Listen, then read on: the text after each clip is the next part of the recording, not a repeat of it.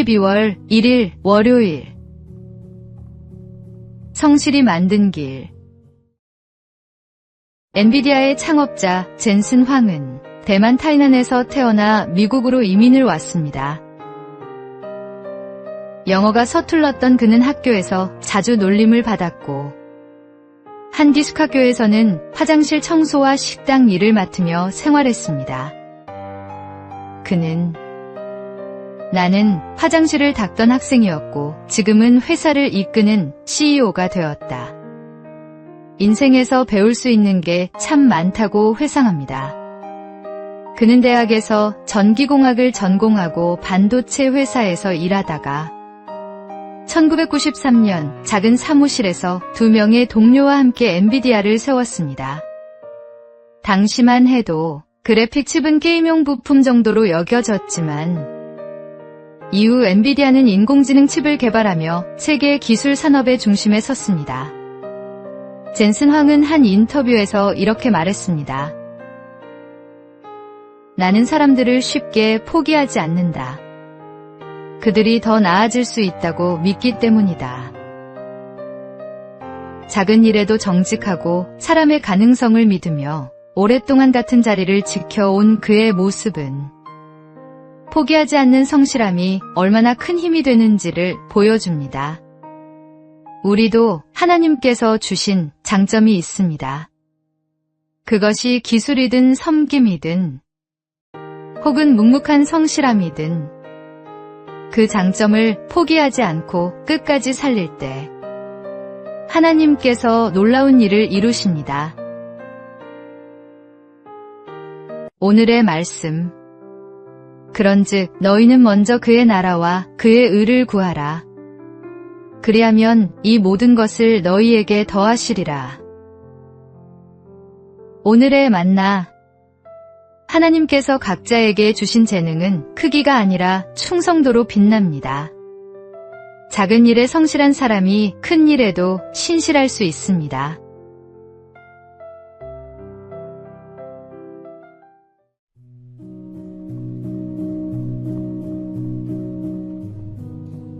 (12월 2일) 화요일.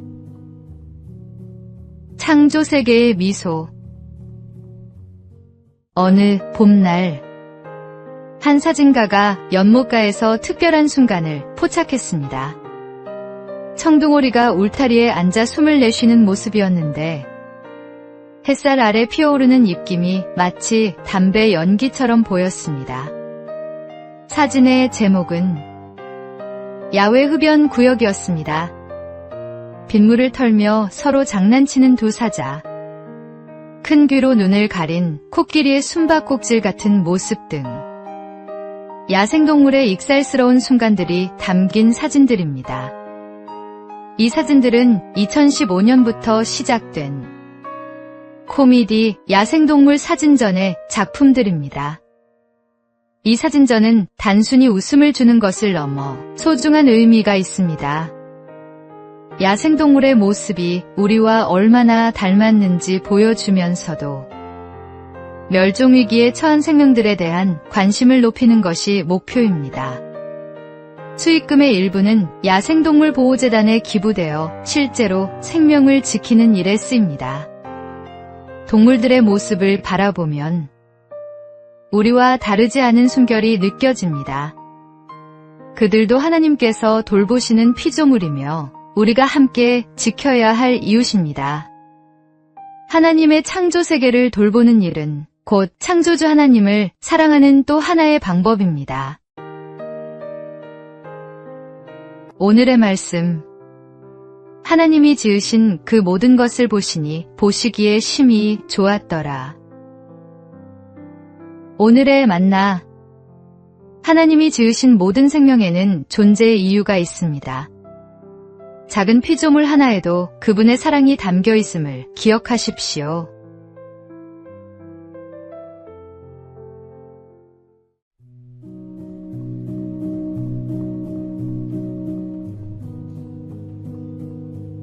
(12월 3일) 수요일. 일하는 삶의 가치. 요즘 SNS나 유튜브를 열어보면 비슷한 유혹이 끊이지 않습니다. 쉬운 돈벌이, 노력 없이 성공하는 법 같은 광고들이 우리의 눈과 마음을 사로잡습니다. 언제부터인가 일하지 않아도 되는 삶을 행복의 기준으로 삼는 사람들이 늘고 있습니다.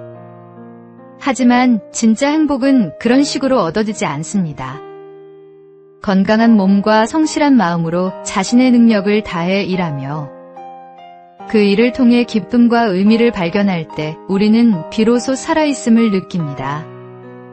자신의 노력이 가정과 이웃 그리고 사회에 유익을 전할 때 그 인생은 더욱 깊어지고 단단해집니다. 물론 인생의 언덕을 오르는 길은 결코 쉽지 않습니다. 땀을 흘리고 상처를 입으며 때로는 넘어지기도 합니다. 그러나 그 과정 속에서 우리는 생각하는 힘과 실행력, 책임감과 인내를 배우게 됩니다. 그리고 마침내 성숙한 인격으로 자라납니다.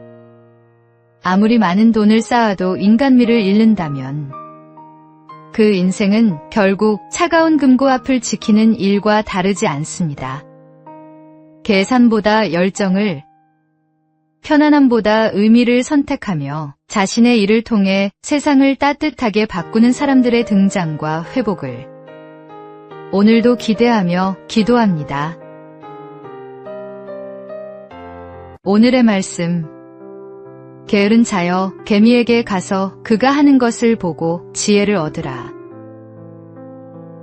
오늘의 만나. 수고하는 손에 하나님의 축복이 임합니다. 일 자체가 은혜이며 그 일을 통해 우리는 하나님의 형상을 드러냅니다.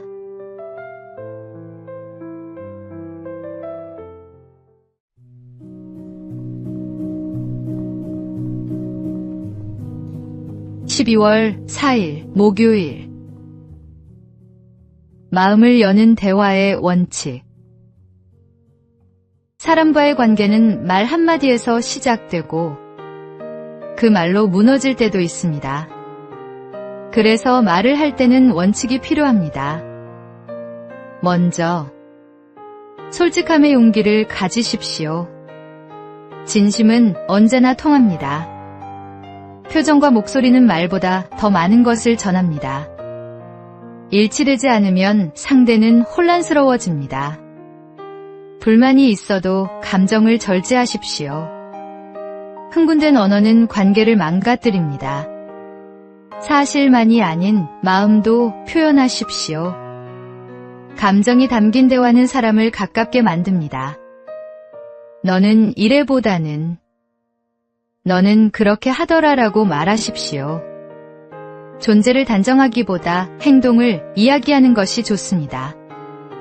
비판이 필요할 때도 너는이 아닌 나는 이렇게 느꼈어로 시작하면 마음의 문이 열립니다. 어렵고 모호한 말보다 명확하고 따뜻한 말이 사람을 살립니다.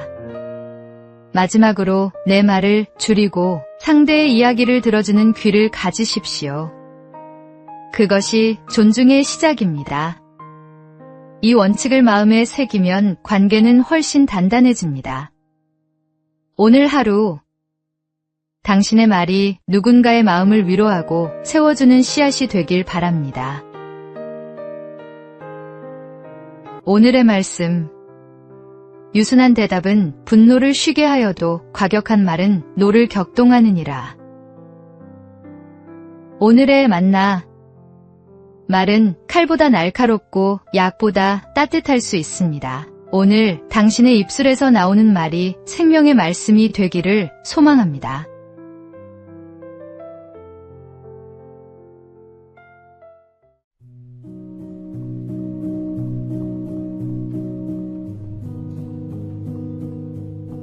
(12월 5일) 금요일. 신호를 지키는 것. 요즘 도로를 달리다 보면 빨간불을 무시하고 지나가는 차량이나 보행 신호를 기다리지 못해 뛰어드는 사람들을 자주 보게 됩니다. 한순간의 조급함이 사고로 이어지고 그 피해는 자신뿐 아니라 다른 사람의 삶까지 무너뜨립니다. 뉴욕시에서는 교통질서 의식을 조사한 결과 하루 평균 100만 대가 넘는 차량이 신호를 어긴다고 합니다. 이 통계는 단지 뉴욕의 문제가 아니라 전 세계 도시가 겪는 현실이기도 합니다. 편리함과 속도를 우선시하는 시대 속에서 잠깐이니까 괜찮겠지 하는 마음이 점점 커지고 있습니다. 그러나 신호는 단순한 규칙이 아니라 생명을 지키는 약속입니다. 주님께서 우리에게 율법을 주신 이유도 억압이 아니라 보호와 질서의 은혜를 배우게 하시기 위함입니다. 신호를 지키는 작은 행동 하나가 누군가의 생명을 그리고 우리의 신앙의 품격을 지켜줍니다. 믿는 이가 먼저 질서를 지킬 때 세상은 그 안에서 진짜 신뢰와 존경을 봅니다. 눈에 잘 띄지 않는 규칙이라도 성실히 지키며 말보다 행동으로 복음을 드러내는 하루가 되시기 바랍니다. 오늘의 말씀.